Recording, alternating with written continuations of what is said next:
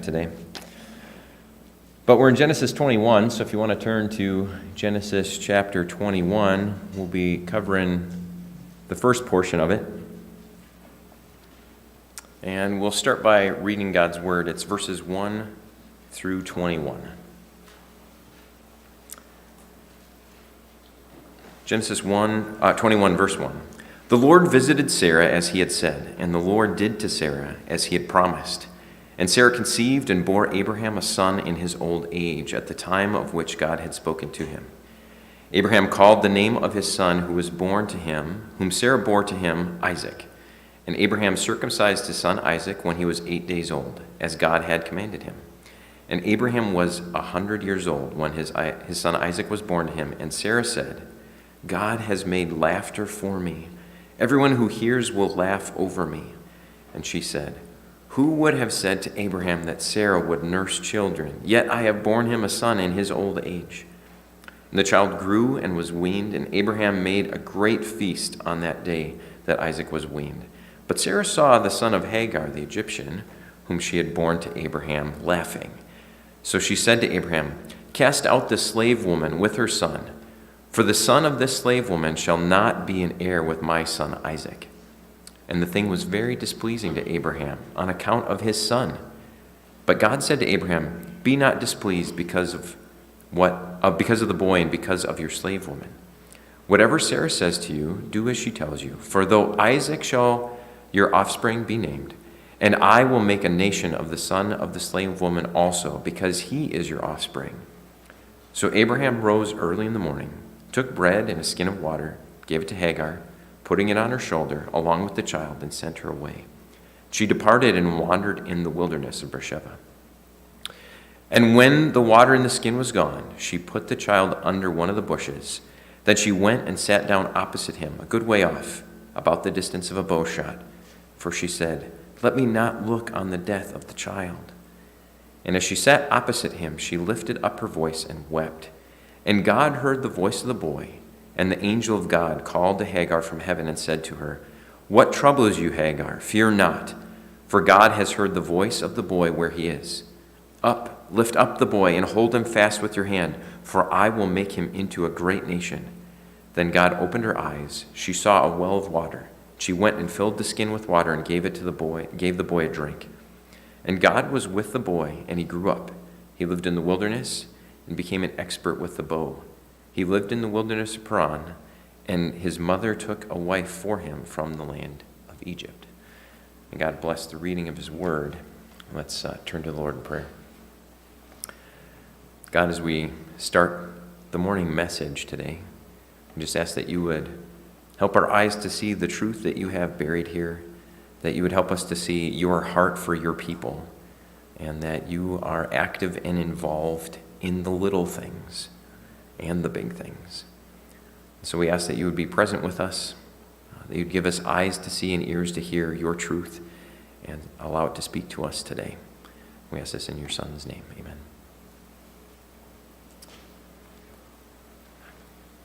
So normally you're supposed to start a sermon with an illustration. And I kept trying to think of one, and I didn't come up with one. So there's no illustration this morning. So I'll just be honest with you. So we're just going to jump right into the text. It's really kind of the culmination point, though, of our series in Genesis. So we've been following Abraham and Sarah for multiple weeks and multiple chapters. And we finally get to this point where God's come through the past couple of weeks saying, it's coming, it's coming. Well, today's the day. Today's the day. So it's been a long awaited for thing. If we look at the first couple verses 1 and 2, it says, the Lord visited Sarah as he said, and the Lord did to Sarah as he promised. And Sarah conceived and bore Abraham a son in his old age at the time of which God had spoken. The message today is that God's promise is fulfilled. He's been promising a whole bunch of stuff, but God's now delivering on his promise. Abraham has the son God has promised by his wife Sarah. They've been waiting for a long time. So for those of you who have faithfully been working through the sermon series, we've been waiting a long time too. Not quite as long as they did, but now we hear this news. The Lord visits Sarah. You know, the beginning of the story is all the way back in chapter 11, verse 30, when it says that Sarah could bear no children. And so kind of going all the way back to there and kind of scrolling, that for us it's been 10 chapters. For them it's been 25 years. So if we think about other verses that kind of give us a reference point, in Genesis 12:4, Abraham was 75 years old when he departed from Haran. Then in Genesis 16:16, Abraham was 86 years old when Ishmael was born. And now we read in Genesis 21, verse 5, that Abraham was 100 years old when his son Isaac was born. So the promise God has made has been 25 years in the making. But that's only one part of the tension. The other one is that Abraham and Sarah have been married for a really long time. I mean, she's 90, he's 100. Who knows when they got married? I mean, celebrating their 80th wedding anniversary, having their first kid. You know, that doesn't normally go together. So they've been waiting a long time in general for the event. But the promise still has been longer than I've been married, right? I couldn't imagine getting that kind of a promise at 75 and then having to wait, another 25 years. I mean, Abraham and Sarah are probably like, oh, this is great. We've been waiting a while already. Any day now. And God's like, no, we'll give it some time. Don't worry. I got this. So that tension for them has only been increasing as the years go by. And you can kind of feel for them, right? Sarah's probably doing what we would do, right? Oh Lord, when are we going to have this child? But we're finally here. And we see right off the bat the phrase, the Lord visited Sarah. This isn't like the friendly neighborhood visit, pop over for tea kind of visit. That's not what this is. This is the phrase that's meant to communicate that God has now turned his attention and his focus. He's been popping in for little reminders, but today is the day of the Lord's visitation. It's the idea that something supernatural and miraculous is now going to be accomplished. It's the same word that Joseph uses with his brothers when he's passing away. And he said, when the Lord visits us and we return to our father's land, take my bones with you. He's saying when the Lord visits us, when God does the work, when he turns his attention towards us and our people. It's that idea. Sarah's 90 years old and she's been barren the entire time she's been married up to this point. So the Lord is miraculously enabling her to conceive. I did a little research. I was just curious, right? That's what you do when you don't know questions. You try to find stuff out. So the average age that women can bear children till is about 50-ish, give or take a couple years. Medical studies, right? That's what they say. But after 50, there's people who can have children after that, but it significantly, rapidly drops off after that. So in modern times, since they've been keeping track of statistics, and they didn't include Abraham and Sarah for some reason, but the oldest woman recorded to date to give birth naturally was 59. The oldest woman to bear a child with a lot of medical intervention, just about every step along the way that you can imagine, was 74.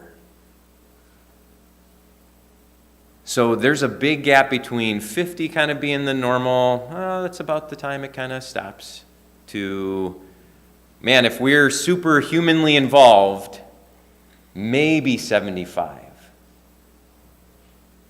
But that's where God is starting with Abraham and Sarah. And saying, you know what? I know the future. And I know what people are going to do. And I'm going to push you past out beyond any of that. Because I'm God. And I can do that.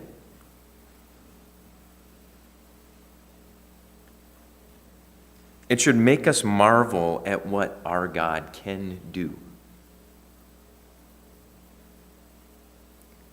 It should make us marvel knowing that when God makes a promise, He comes through. It should make us marvel that our God cares about us so much on a personal level that He figuratively stepped out of His throne room to come visit Sarah to bring this about. He visited one woman in one moment for one child, for one promise.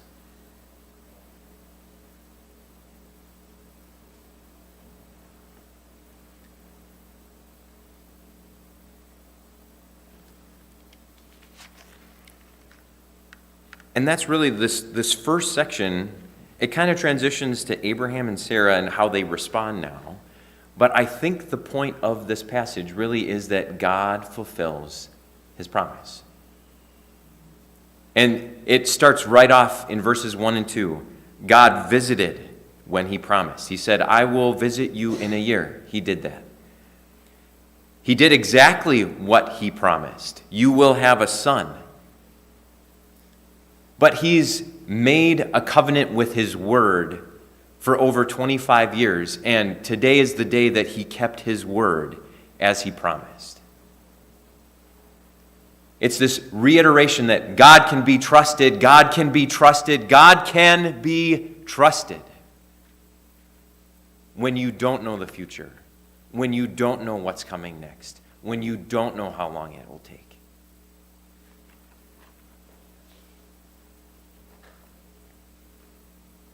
And that's really the sermon for the day. We can be done. God can be trusted because God fulfills His promises.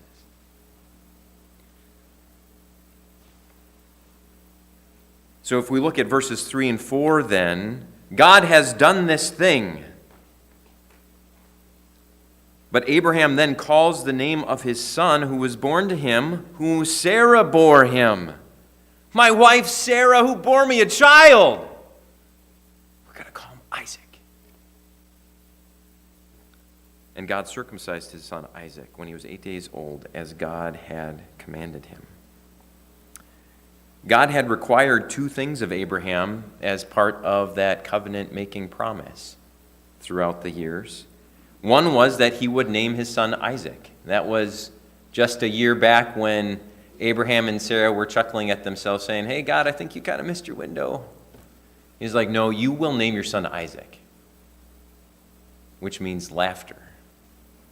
And then he was also supposed to circumcise his son on the 8th day. And we see that he is doing exactly what God required of him.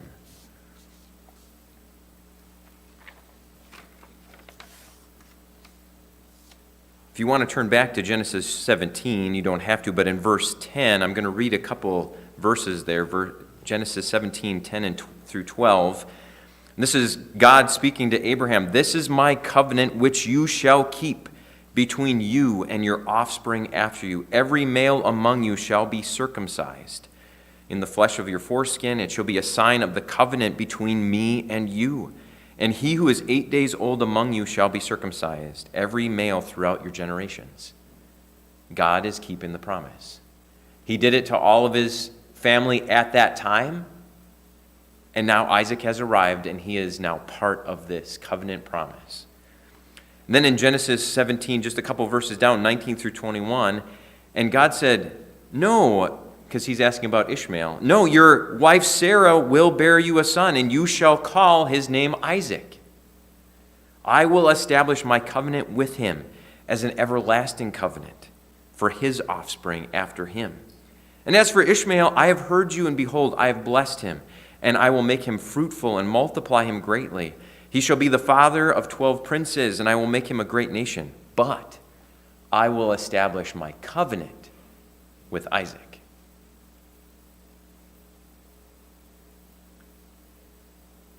These things are in Abraham's mind. God kept his promise with me. I need to keep my side of the bargain. So Abraham is showing his faith. There's a big test of waiting. I mean, how many of you would wait 25 years for something? I don't know how many things would make it on the 25-year wait list. Maybe kids moving out of the house, but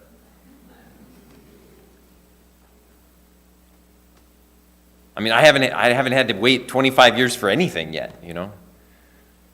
I couldn't imagine waiting for something this significant, this emotionally connected to what we do as families. So Abraham is now showing his faith on the other side. God, you came through, but you've also asked me to do. So I'm going to do it because you've shown me that you can be trusted, and I need to do the same.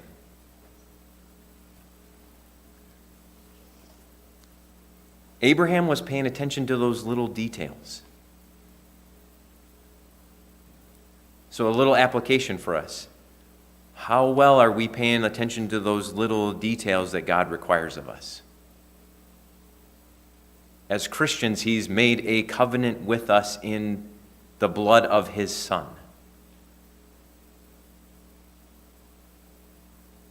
Are we paying attention to the little details? Walk in my ways.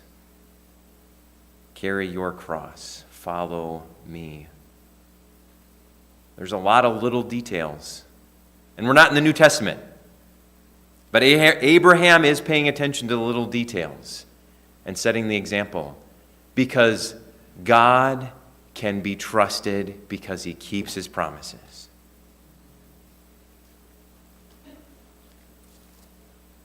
Verses 5 through 7, chapter 21. So Abraham was 100 years old when his son Isaac was born. I mean, up to this point, he was 86 when his first son was born. So he's got two sons, kind of spread out. I mean, he was probably given lots of piggyback rides. I don't know, maybe not. And Sarah said, God has made laughter for me. Everyone who hears will laugh over me. She said, who would have said to Abraham that Sarah would nurse children? Yet I have borne a son.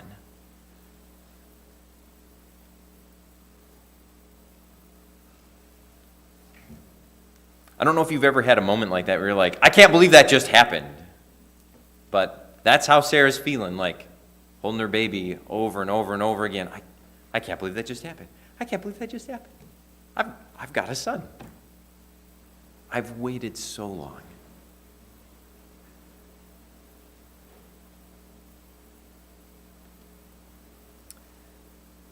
But there's this reference to laughter that she talks about. Isaac's name is just a slight variation on the word to laugh. And Sarah is using it, saying, God has made laughter for me, and everyone who hears will laugh over me. So there's this theme that's kind of woven in. So if we recall a few weeks ago, back in Genesis chapter 17, verse 17, Abraham fell on his face, and he laughed and said in his heart, shall a child be born to me who's 100 years old? And shall Sarah, who is 90, bear? And Abraham said unto God, oh, that Ishmael might live before thee. So Abraham's having this internal monologue with himself that he was thinking God is not paying attention to. And he's like, I've already got a son, God. Ishmael, he's a young, strapping man. He's like 14. He's like ready to go. But God said, Sarah, your wife, will bear thee a son, and you shall call his name Isaac. And then in chapter 18, Sarah has a similar situation when the Lord returns to reiterate the promise, where she's behind the curtain in the tent and she's listening, and Sarah laughs. How can this be me in my old age?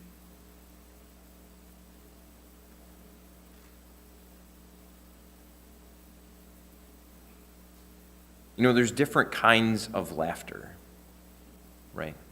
There's laughter for joy. There's laughter for happiness. There's laughter for something being funny. There's laughter that comes when you laugh at somebody who gets injured, like my kids do to each other. There's lots of different kinds of laughter. Here in the text, the laughter really is interpretive. Like you have to try to fit it into the context. There's not a different word for those kinds of emotions that might come up. But in Genesis chapter 18, the Lord said, I will return to you at this time, and Sarah your wife will have a son. And Sarah was listening at the door of the tent. And Abraham and Sarah were old, advanced in years. The way of women had ceased with Sarah, so Sarah laughed to herself. So we find both Abraham and Sarah were laughing at what to them was a humanly impossible feat.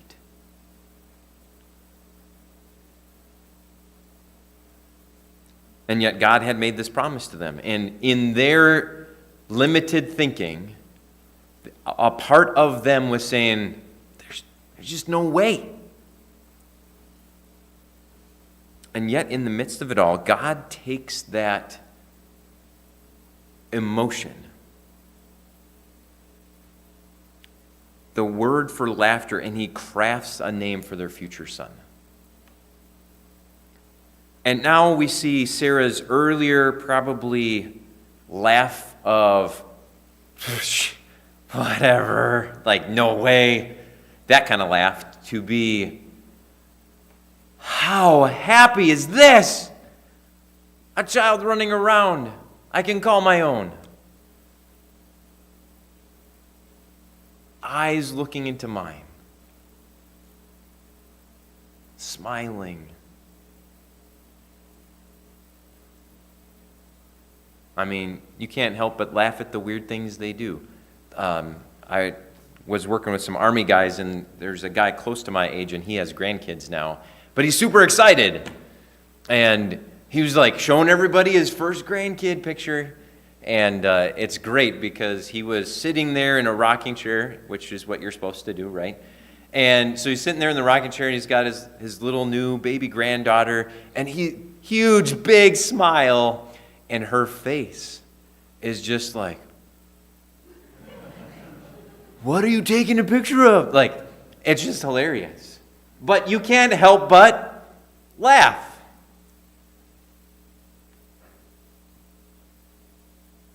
And so now Sarah's earlier laugh of inconceivability has turned into a true laughter of happiness and joy and amazement and marvel.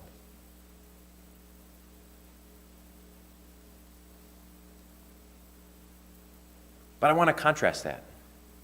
And as a church, we don't normally talk about people being barren and unable to have children. And we've reached the end of Sarah's story, where that's no longer her story. It has changed. It's such a personal and emotional subject.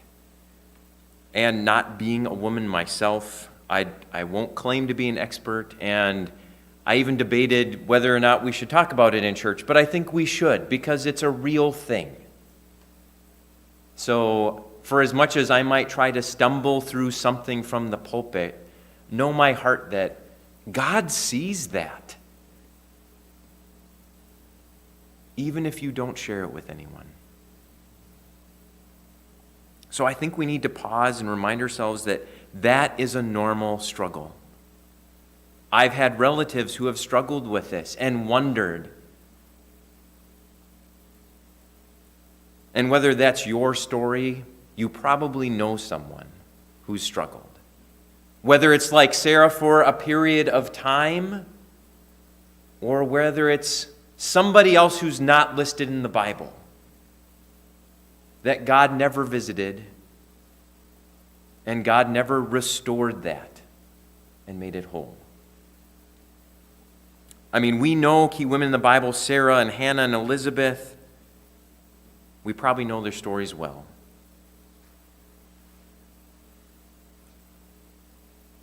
And while there is grief and sorrow for the loss of the potential of life and family, there can be hope in that too. Because we know that God can directly intervene. The hard part is just not knowing if He will.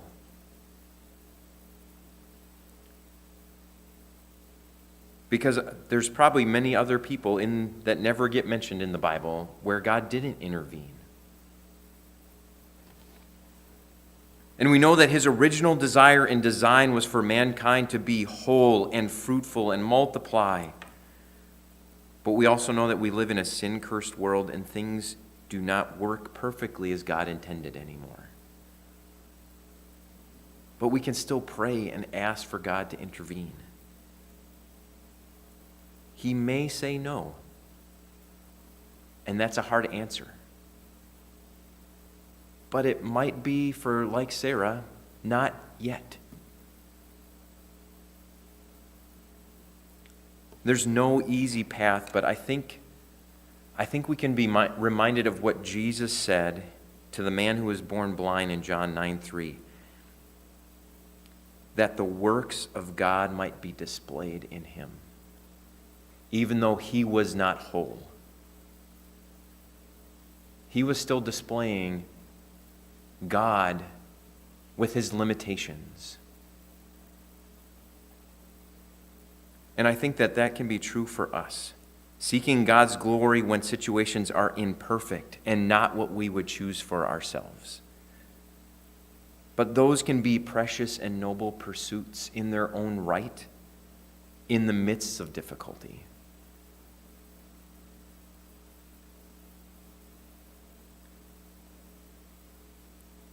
That was Sarah's story.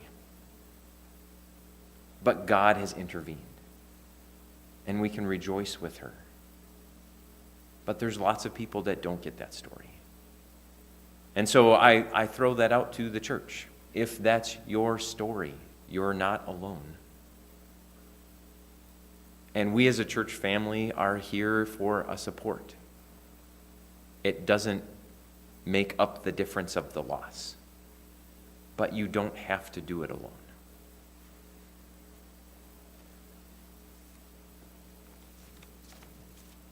Which kind of raises another question, which is, why did God wait so long?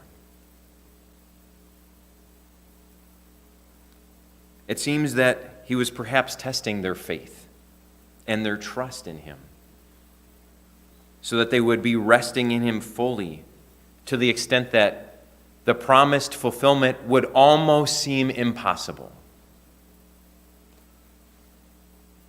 Would they hold fast to his promise even past that point? Because true faith will always get stronger the longer it exists. True faith will always get stronger the longer it exists. Doesn't get easier. Doesn't always get lighter or less difficult. But it should get stronger.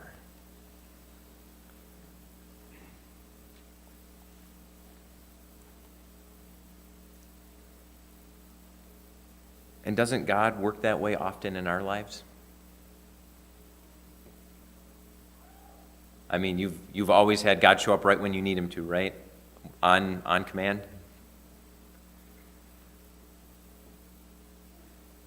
I'm sure that Abraham and Sarah were like, this year, this year has got to be the year. God will show up when he needs to. Not necessarily when we think we need him to.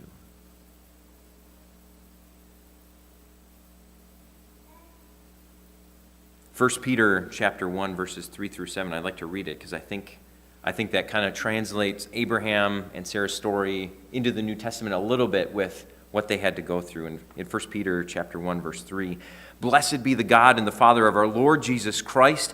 According to his great mercy, he has caused us to be born again to a living hope through the resurrection of Jesus Christ from the dead, to an inheritance that is imperishable, undefiled, unfading, kept in heaven for you, who by God's power are being guarded through faith for salvation, ready to be revealed in the last time." We don't see that. We don't get to touch that. We don't get to interact with that. It's a promise.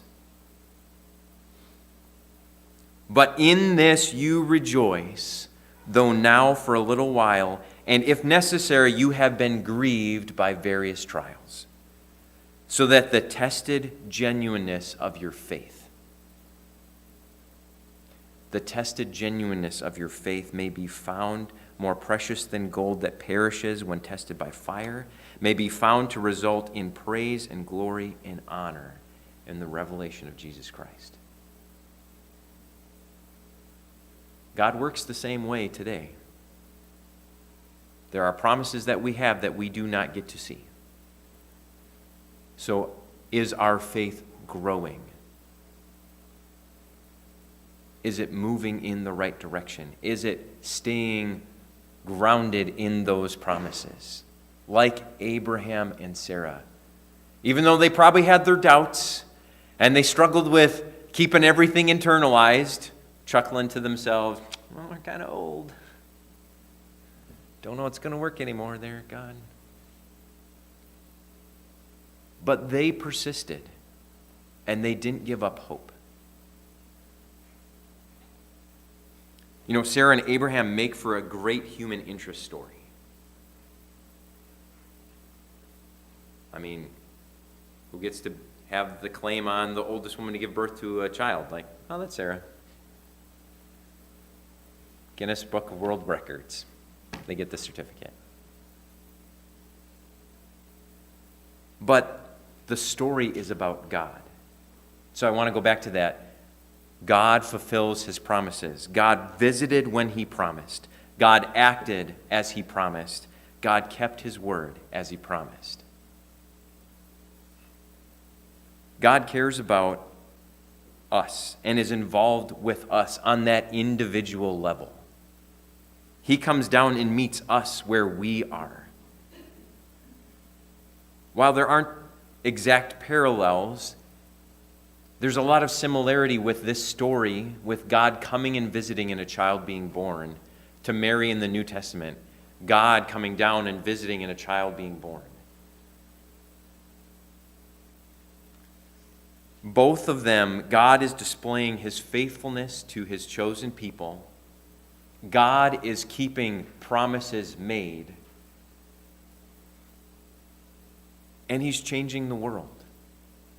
He starts with Abraham, and Isaac is the first child born to start on the promise that will eventually result in the Messiah.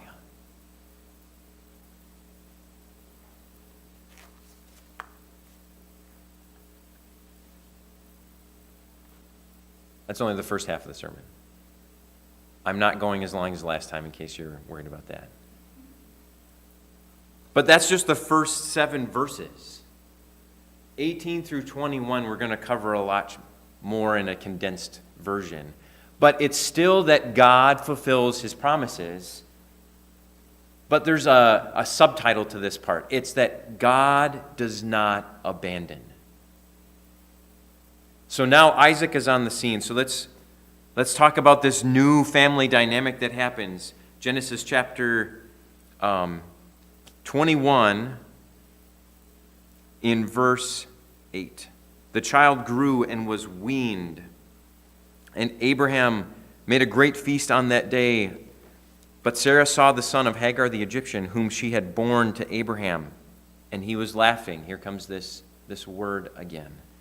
So she said to Abraham, "Cast out this slave woman with her son, for the son of this slave woman shall not be heir with my son Isaac." And the thing was very displeasing to Abraham on account of his son.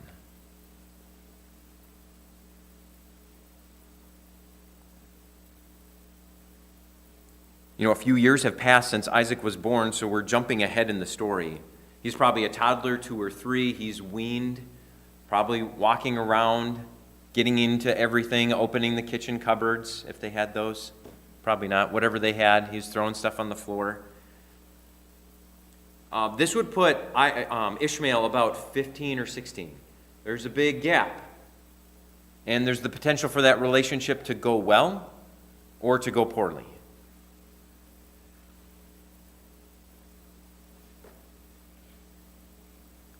So Sarah walks in and sees her stepson on the verge of adulthood, interacting with her precious, fragile, just coming into his own child. And she sees him laughing. Now, this word laugh, it could go a lot of different ways. He could have been laughing at something funny that Isaac did. He could have been mocking him, and knocking him over like, you can't get up, ha ha. Who knows? Siblings never do that, right? My boys, when they hop in bed, it's like a contest to see who can annoy the other the most till they fall asleep. There's a lot of laughter and then a lot of, hey! So we don't know exactly what their relationship looked like other than he was laughing. And most of the commentators kind of take it as a negative, malicious, creepy older brother who's got the stick in his hand and ready to hit his little brother or something like that. I don't know that I would go that far. But he's interacting with them to some extent. Whether it's the good, big older brother, maybe. Or maybe it was oh yeah, you're the special kid. We don't know. But whichever way it was, Ishmael's laughter was perceived by Sarah as a concern. And whether it was the physical safety of her son, which isn't what she talks about, but it might have been that, it could also have been that she was concerned about them becoming good friends. And she didn't want that. Because her and Hagar have not had a really stellar relationship up to this point. But she kept her around for some reason.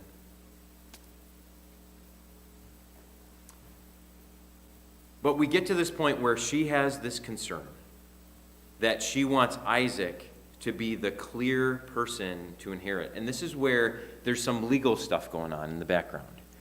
At this time, the oldest child, the oldest son, would get the inheritance, even if by someone other than his wife. That would have been pretty common custom at this point in time. So Sarah's starting to calculate things like, hey, if Ishmael sticks around, this isn't going to be good for my son. And that's what she's talking about. She's like, I don't want anybody sharing in the inheritance of my son. So she's kind of switching over to protective mom mode. We don't really talk about Abraham much, though. But when it talks about this thing was displeasing, it means that it was a burden on his heart. He thought it was evil.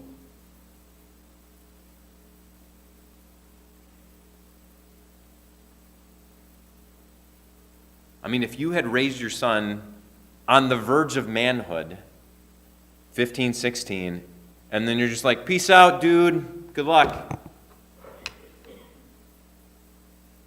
That's a great time to let your son go off into the world to make a name for himself. Abraham did not want to do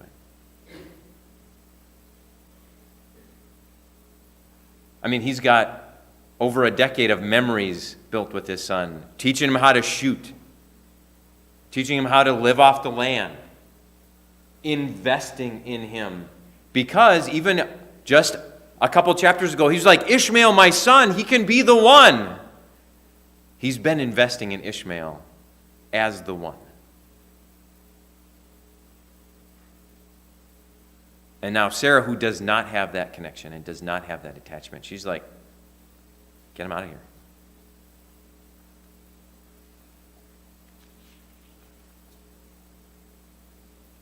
This was a deep grief to his heart.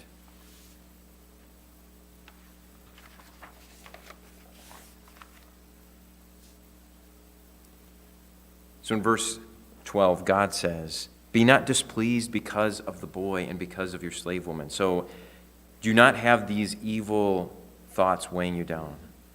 Whatever Sarah says, do as she says, for through Isaac shall your offspring be named. So he's kind of saying, Sarah's not wrong. I have chosen Isaac. There's nothing wrong with choosing him. But, verse 13, I will make a nation of your son of the slave woman because he is your offspring. God is extending his promise to Abraham, which was intended for Isaac. He's saying, I will also bless Ishmael. And he even said that earlier when God, back in chapter 17, when God came and Abraham was saying, but Ishmael. He said, I will make him a great nation and he will have 12 princes. Don't worry, I've got Ishmael covered. I will take care of him. And here he's doing the same thing. And so he's doing the same kind of thing again. I will now promise to you, Abraham, I will take care of him. You can send him on his way and put him in my hands. You know, as parents, we have to do that with our children at some point. Whether it's 16, or 18, 37, at some point, right? They need to be on their own, making their own decisions, having their own career, investing in their own relationships with other people. But God is saying, I will not abandon them. God will always be there for your kids, just like he's always been there for you. I mean, my kids are kind of not there yet, but every time I think down the road a little bit, I just get scared. You want to be there. You want to do all this stuff. I was just reading a book called Scaffolding, and it's a helpful book. I want to agree with everything they say, but the concept is that as a parent, they need to build their house. And all you're doing is you've got the scaffolding around the edges so that it's constructed well. But there's a point where you don't leave that up anymore. You got to take it down piece by piece. Then you step back. Is that structure going to stand? Did I invest enough? And that's what Abraham's doing right now is, okay, God, I'm going to trust your promise again. It doesn't stop. Like, we followed Abraham and Sarah up to this point in the story. They're not done. They're just moving on to the next thing. So we skip down to the end. God comes and delivers the story of Hagar putting her son under the bush because they've run out of food and water, and he's going to die. I can't watch it. God comes. God shows her a well. Verse 20, and God was with the boy, and he grew up, and he lived in the wilderness and became an expert with the bow. He lived in the wilderness of Paran, and his mother took a wife for him from the land of Egypt. And God blessed him because of his father Abraham. And God kept his promise. Because God does not abandon what he promises he will do.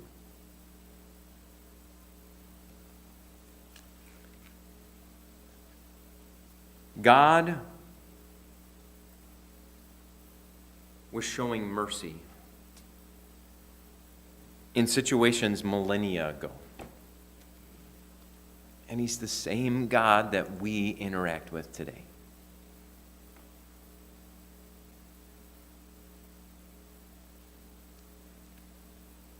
You can't lose God. Hagar and Ishmael wandered in the wilderness. They didn't lose God. God knew where they were. He will find you. He won't abandon anyone if they turn and seek him out. Sarah didn't get the child in the time frame that she wanted, but God never abandoned her. Hagar felt like she had reached the end of the rope in the wilderness, but God had not abandoned her. God never lost track of them. And he showed up precisely when he meant to.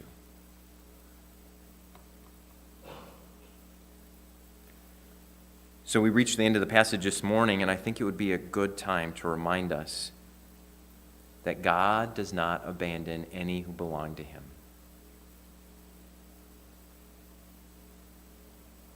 The first part of the sermon was a reminder that God fulfills his promises. And the second half is that God fulfills his promises and he does not abandon them.